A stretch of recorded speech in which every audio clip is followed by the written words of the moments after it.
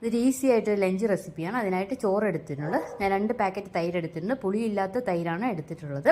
ഈ ചോറും തൈരും ഒരല്പം ഉപ്പ് കൂടി ചേർത്ത് നന്നായി മിക്സ് ചെയ്തെടുക്കുക. ഇത് 5 പേർക്ക് കഴിക്കാനുള്ള അളവിനുള്ള ചോറാണ് എടുത്തിട്ടുള്ളത്. നമ്മൾ വീട്ടിൽ ഉപയോഗിക്കുന്ന ഏത് ചോറ് വേണമെങ്കിലും എടുക്കാം. അല്പം കൂടുതൽ വെന്തിരിക്കുന്ന നന്നായിരിക്കും.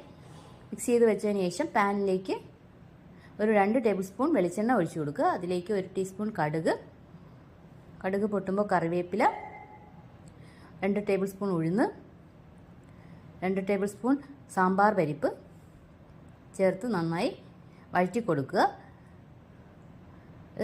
ഒരു ലൈറ്റ് ബ്രൗൺ കളറാകുമ്പോൾ അതിലേക്ക് ഒരു കഷ്ണം ഇഞ്ചി ചെറുതായി അരിഞ്ഞത്, ഒരു 5 പച്ചമുളക് ചെറുതായി അരിഞ്ഞത് ചേർത്ത് വഴറ്റുക.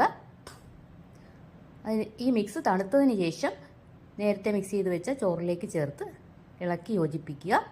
വളരെ ടേസ്റ്റി ആയിട്ടുള്ള ഈസി ആയിട്ട് തയ്യാറാക്കാൻ പറ്റിയ ഒരു ലഞ്ച് റെസിപ്പിയാണിത്.